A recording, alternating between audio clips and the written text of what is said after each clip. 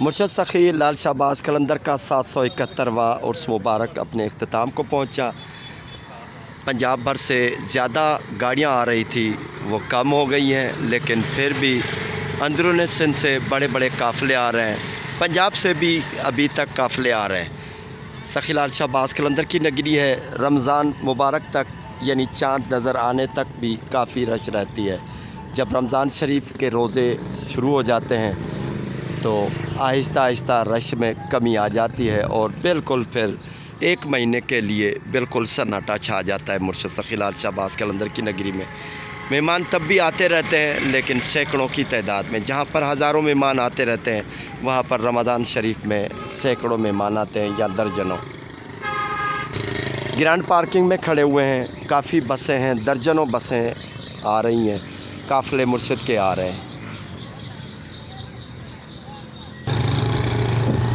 مرشد سخی لال شہباز قلندر کی نگری میں گرانڈ پارکنگ پہ آ رہے ہیں، اور کتنی گاڑیاں ہیں، عرس مبارک کی تمام رسومات ختم ہو چکی ہیں، لیکن پھر بھی قافلے برابر آ رہے ہیں، درجنوں گاڑیاں پھر بھی آ رہی ہیں۔ سخی لال شہباز قلندر کے عقیدت مند بڑے بڑے قافلے بنا کر پاکستان بھر سے آ رہے ہیں، ہوٹلیں بھری ہوئی ہیں، اور یہاں سے کئی لوگ پیدل مرشد کی دربار پہ جاتے ہیں تو کئی لوگ رکشاؤں پر چڑھ کر۔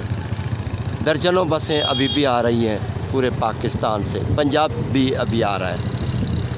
اللہ تعالیٰ سب کی مرادیں پوری فرمائے، کئی تو واپس بھی جا رہے ہیں۔ مرشد سخی لال شہباز قلندر کی نگری میں عرس مبارک کے بعد تمام آلائشیں، کچرے اٹھا لیے گئے ہیں، لیکن پھر بھی کووں کی دعوت بڑی ہے۔ مرشد کے مہمان پیدل چل رہے ہیں، دربار تک جا رہے ہیں، وہ بھی نظارہ دکھاتے ہیں۔ میں موٹر سائیکل پہ چل رہا ہوں، آگے آگے سامنے کئی تو چنگچی رکشاؤں پر چڑھ کر جاتے ہیں، لیکن یہ کئی تو پیدل ہی مرشد کی در پر جا رہے ہیں۔ تقریباً 1 کلومیٹر کا دائرہ ہے اور بڑا سکون ہے پیدل میں۔ مرشد کی نگری پہ جہاں پر مرشد سخی لال شہباز قلندر کے قدم مبارک پڑے ہوئے ہیں ایک ایک گلی میں، تو ان گلیوں پر ننگے پاؤں چلنے سے بڑا مزہ آتا ہے۔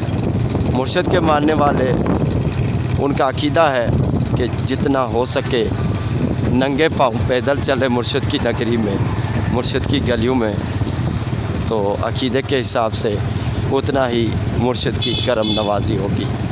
سخی لال شہباز قلندر کے در پہ سب کی طرف سے سلام پیش کرتے ہیں، دعا کرتے ہیں اللہ تعالیٰ خوش نصیب فرمائے۔